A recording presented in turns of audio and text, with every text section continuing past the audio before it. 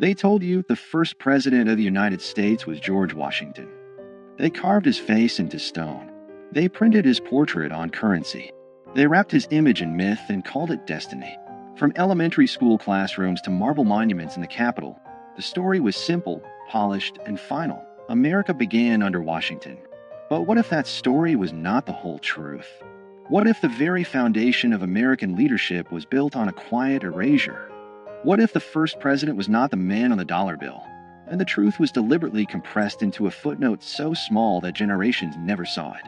Because before George Washington placed his hand on the Bible in 1789, another man had already held the title of President of the United States. His name was John Hanson, and the fact that most Americans have never heard that name is not an accident. It is a story of constitutional confusion, political myth-making, and the deliberate shaping of national memory. To understand how this happened, you have to go back to a time before the Constitution, before the polished republic, back to a fragile confederation stitched together by war. In 1776, the 13 colonies declared independence from Britain, but independence was only the beginning. What followed was chaos, unpaid soldiers, collapsing currency, foreign threats, and states that behaved like small, suspicious countries rather than a unified nation. The fledgling United States needed structure. It needed coordination. It needed leadership. So in 1781, after years of debate, the states ratified the Articles of Confederation, creating the first national government of the United States. This government did not have an executive branch like we know today.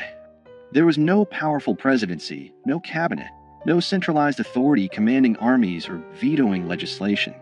Instead, there was Congress. And Congress elected a presiding officer. That office carried a formal title, President of the United States, and Congress assembled. On November 5, 1781, that office was filled by John Hanson. Hanson was not a general. He was not a towering plantation owner from Virginia. He was a merchant and statesman from Maryland. But when Congress selected him as its presiding officer, he became by title President of the United States. This was not symbolic. Under the Articles of Confederation, Congress was the national government. There was no separate executive. The President of Congress signed documents, corresponded with foreign powers, oversaw administrative matters, and in many ways embodied the leadership of the nation. Hanson served a one-year term. During that time, the Revolutionary War was still underway. He dealt with financial instability, troop demobilization, and diplomatic recognition. He presided over Congress as it accepted the British surrender at Yorktown's aftermath and navigated the fragile early sovereignty of the new republic. And yet his name is rarely mentioned outside specialized historical discussions. Why? Because after the war ended and the weaknesses of the Articles of Confederation became undeniable, a new document was drafted, the Constitution of 1787. This Constitution created a radically different office, a singular executive with defined powers, independent authority, and national visibility. It created what Americans now recognize as the presidency. In 1789, George Washington was elected under this new constitutional framework. He was not the first man to hold the title President of the United States, but he was the first president under the Constitution. That distinction matters. But over time, nuance was erased. The founders themselves understood the difference. They did not consider the presidency under the Articles equivalent to the executive created in 1787. The earlier office was primarily procedural, a presiding officer chosen by Congress, not a nationally elected executive. Yet as American mythology grew, complexity became inconvenient. A nation prefers clean origin stories. Washington became the first president, not because no one held the title before him, but because the new constitutional order redefined what the presidency meant. The old office faded into obscurity. But obscurity is not the same as non-existence. John Hanson was not alone. Before Washington, several men served as president of Congress under the Articles of Confederation, including Peyton Randolph, Henry Laurens, John Jay, and others.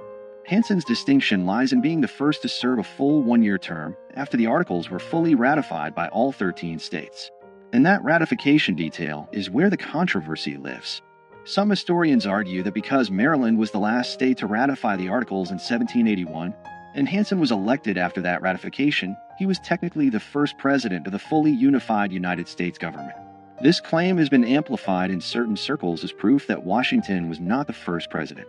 But the reality is more layered. The presidency under the Articles had no independent executive power. It had no veto authority. It had no control over a standing army. It was not elected by the people or an electoral college. It was chosen by members of Congress and largely functioned as a moderator and administrator. Calling Hanson the first president in the same sense as Washington would be misleading. Yet erasing him entirely is equally misleading. The shock is not that Washington was not first. The shock is that American civic education rarely explains the transition between two completely different governmental systems. The real foundational lie is not that Washington served first. It is that the story of American leadership begins neatly in 1789.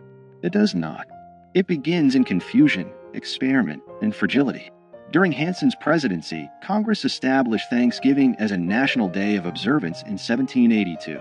It adopted the Great Seal of the United States. It managed foreign affairs and struggled to pay soldiers. It dealt with mutinies and financial crisis. These were not ceremonial tasks. They were existential. Yet when the Constitution replaced the Articles, previous system was treated almost like a draft that never counted. The national memory pivoted hard toward the stronger executive model, and the earlier presidents of Congress became historical footnotes. Why would a nation simplify its own origin? Because power shapes narrative. The Constitution was framed as a corrective to weakness. Federalists argued that the Articles created a government too feeble to survive. By elevating Washington as the first president, the new system symbolically reset the clock. It framed 1789 as year one. The earlier period became a prelude rather than a beginning. This was not necessarily a malicious conspiracy. It was nation-building through storytelling. But storytelling always chooses emphasis. And when emphasis becomes repetition, repetition becomes truth. Over time, monuments, textbooks, and civic rituals reinforce the narrative. Washington was father of his country. He set precedents. He defined the executive branch. He stepped down voluntarily, shaping democratic norms. All of that is true. But what disappeared in the retelling was the messy prologue. The presidency did not emerge fully formed. It evolved. Under the Articles of Confederation, the central government had no power to tax. It could not compel states to provide troops or funds. Economic instability led to unrest like Shays' Rebellion in 1786–87. These crises exposed structural weaknesses. The Constitutional Convention of 1787 was not simply an upgrade, it was a reinvention. The executive office created in Article 2 of the Constitution bore little resemblance to the presiding officer of Congress under the Articles. Washington's presidency represented a new experiment entirely. But here is where document shock enters the story. The Articles of Confederation explicitly use the title President of the United States in Congress assembled. That phrase is preserved in historical records. It is not folklore. It is written law. That means technically that someone held the title before Washington. The shock is not fabricated. It is documented. The question is not whether Hanson held the title. He did. The question is whether holding that title made him equivalent to the constitutional presidency Americans celebrate. It did not. But the refusal to explain that difference clearly has fueled decades of confusion, and in some cases, deliberate myth-making. In the 20th century, certain advocacy groups and state historians promoted Hanson as the real first president, sometimes to elevate regional pride or challenge federal narratives. Statues were erected. Claims were printed in pamphlets. The nuance disappeared again, this time in the opposite direction. History swung from erasure to exaggeration. The truth lives in the middle. Washington was the first president under the United States Constitution. Hanson was the first president of Congress after full ratification of the Articles of Confederation. Both statements are accurate, but only one made it into national memory. This selective remembering reveals something deeper about American identity. The country prefers strong beginnings. It prefers heroic founders over experimental committees. It prefers marble certainty over procedural evolution. And so the fragile Confederation years are compressed into a blur between 1776 and 1789. That compression has consequences. When citizens believe their institutions sprang into existence fully formed, they misunderstand how governments evolve. They lose sight of how constitutional design responds to crisis. They forget that American democracy was not inevitable. It was negotiated, revised, and sometimes nearly abandoned. John Hanson's obscurity is not a scandal in the sense of conspiracy. It is a symptom of how nations curate memory. But in a broader sense, it does change everything. Because if the first chapter of the presidency has been simplified, what else has been streamlined for comfort? What other transitions have been flattened into clean narratives? The early republic was unstable. The Articles government was weak by design. Many Americans feared centralized authority after living under British rule. The pendulum swung towards state sovereignty, and then swung back when that model proved insufficient. Washington's presidency did not emerge from triumph alone. It emerged from failure. Understanding Hanson's role forces us to confront that failure. It reminds us that the United States had a first attempt at national government that did not work as intended. It reminds us that the presidency itself was born from revision. And it challenges the idea that history is a straight line. If Hanson is remembered only as a trivia question, was Washington really first? The deeper lesson is missed. The deeper lesson is institutional transformation. The presidency Americans know today is not static. It has expanded dramatically since 1789. Executive power has grown through war, legislation, judicial interpretation, and precedent. From Washington's cautious leadership to the sweeping authority exercised during the Civil War under Abraham Lincoln, to the global executive power of modern administrations, the office has continuously evolved. Recognizing the earlier presidency under the Articles reveals that evolution in its earliest stage. It shows that titles alone do not define power. Structures do. And structures can change. In the end, the accusation embedded in this story is not that America lied about Washington. It is that America simplified itself. It presented a polished origin instead of a complicated birth. John Hanson's relative obscurity is not an injustice of race or suppression in the way other historical erasures have been.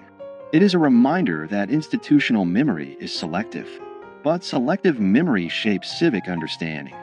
When citizens learn that there was a president before Washington, even if only in a different governmental form, they are forced to reconsider what first really means.